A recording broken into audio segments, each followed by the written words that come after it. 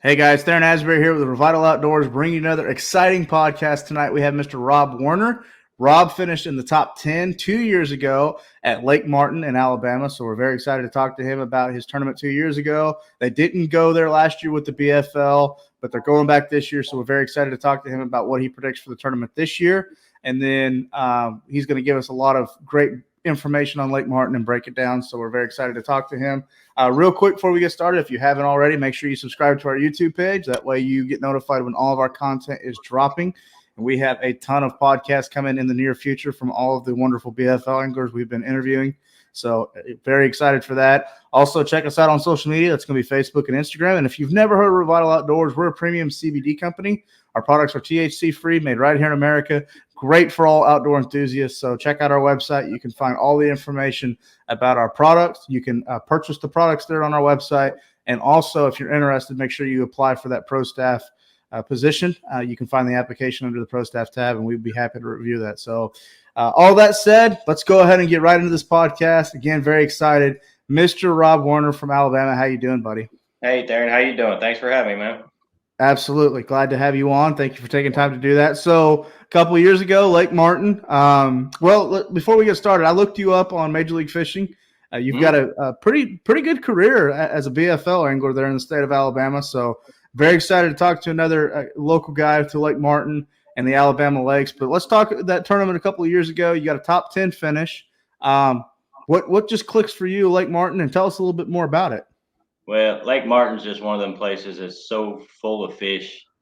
It's just an opportunity. Anybody that wants to just catch a fish, that's the place to go because it's full of them. I went there. It was my first time I'd ever been to the lake. And it just so happened that a guy that came to work for me grew up on the lake and knew the lake like the back of his hand. So he took me under his wing, spent a couple of weekends up there scouting with him. He kind of showed me the lay of the lake. And it really, when I first went there, I thought, I'm not going to enjoy this lake because I'm not a deep fisherman. And that time of year we actually had snow while we practiced. So it was brutal cold. The fish were still pretty deep. None of them had moved up shallow. And I thought it was going to be a struggle for me. And I ended up that tournament catching all of my fish, believe it or not, out of 50 foot of water, which if somebody told me I'm catching fish in 50 foot of water, I'd say that's a lie.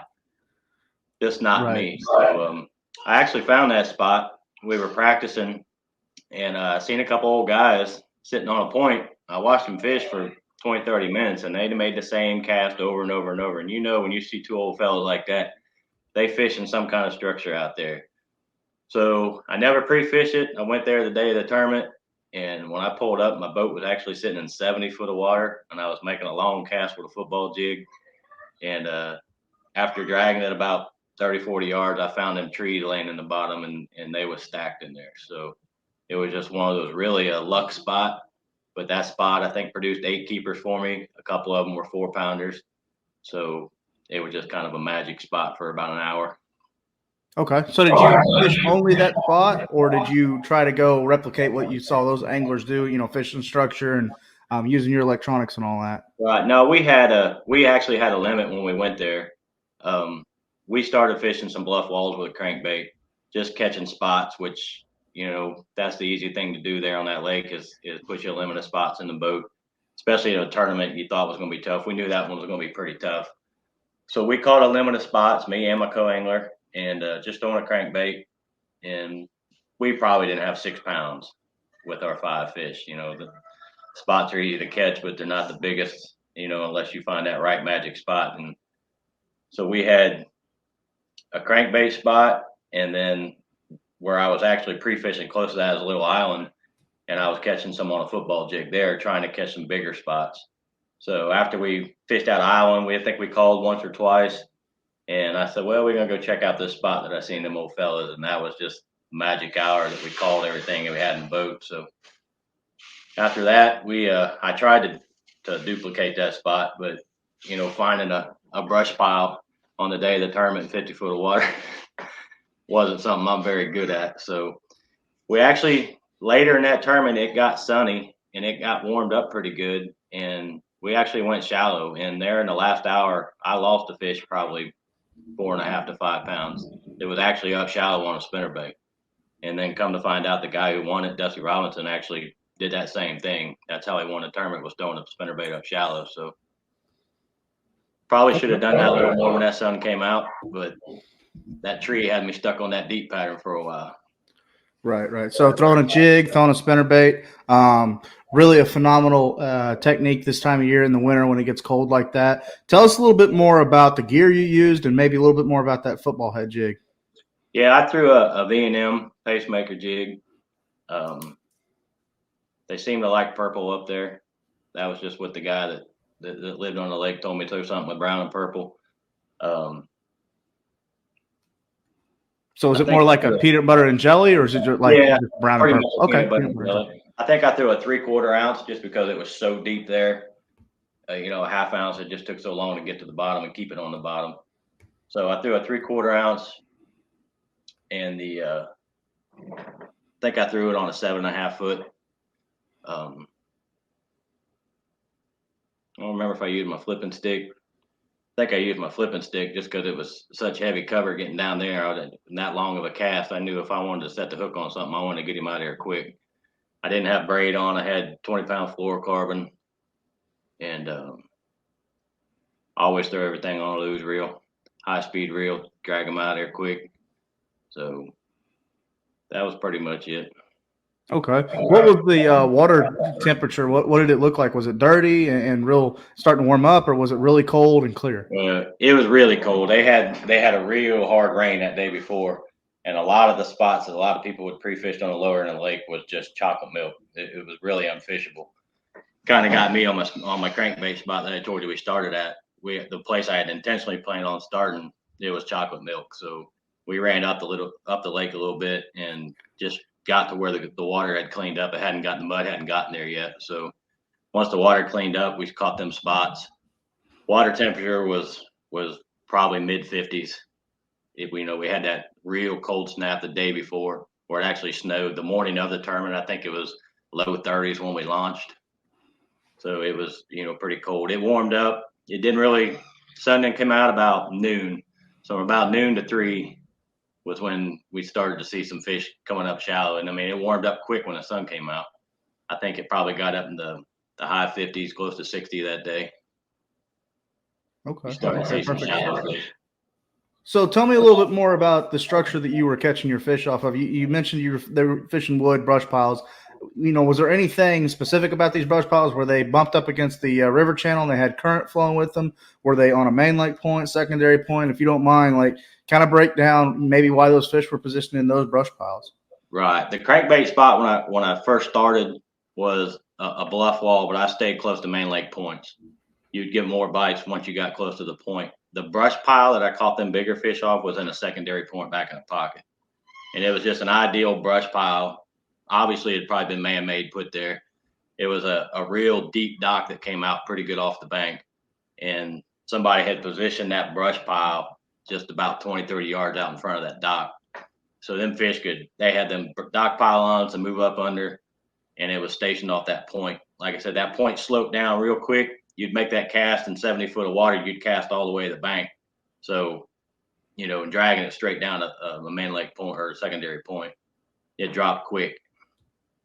That dock pylon had to have been in 40 foot of water. I got you. Perfect. So, you broke it really down. You said you caught 8 keepers throughout the day. Were they all spotted bass, largemouth, or did you have a mixed bag when you weighed in? I had a mixed bag. I had 3 of the bigger fish I caught off that brush pile were largemouths. And then the largemouth, or the fish that I lost at the end of the day, was a largemouth. Other than that, it was, we caught 8 fish off that brush pile. We probably caught 15 keepers all day long. And most of them was spots in the morning. I was up there a few weeks ago just playing around, and we were in that phase where we was catching 40 to 50 keepers a day. And I think in 2 days of probably 80, 90 fish, I caught 3 largemouths the whole time I was there. Wow. So predominantly spotted bass. Dominated, yeah. Okay. And are they holding to that winter pattern, still really, really deep, or are they starting to kind of move up? Think about the pre-spawn, or there's just no chance of that for this tournament? No, I looked at the weather, and I seen a couple days next week it's supposed to get in the mid 70s. So if that water temperature gets right, we're going to see some fish come up shallow. Now, Right. 2 weeks ago, everything was on a Ned rig, jerk bait, crankbait. Everything was deep. Okay. So I mean, it doesn't help that we've got a full moon going on right now. Right. Yeah.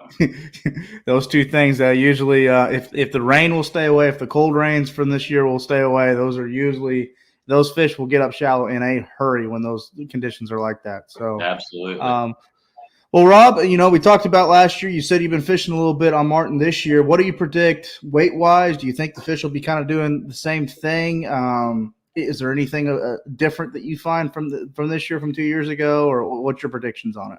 No, I think there'll be more shallow fish this year. I think looking at that weather pattern coming up, there'll definitely be some fish up shallow. Them largemouths have been hard to catch on that lake simply because of the blueback herring. They're just chasing them herring around the lake. And basically, when that spawn comes on and them big largemouths move up in there, that's your best chance to catch them. Otherwise, it'll be a spotted bass show, and whoever gets that bigger largemouth will probably top out on everybody. But I'm guessing, if I had to guess, I'd say with the right warming trend, we're going to see 17, 18 pounds probably. Nice. So, okay, perfect. Well, one last question before we let you go.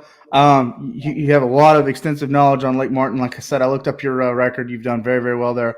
What about for a co-angler? I know you mentioned throwing a jig and a crankbait, so obviously that's something you might want to bring as a co-angler. But what else would you have as a co-angler that would be fishing the Lake Martin BFL tournament this year? If I was a co-angler, I'd probably never take a Ned rig off. It's just okay. Catch so many fish with it. It's just, I mean, when we was there, me and my partner both just, when we would hit that right point and you threw a Ned rig, it was every cast for an hour straight. Wow. So okay. I mean, I know that the Ned rig is something that's very popular the last few years.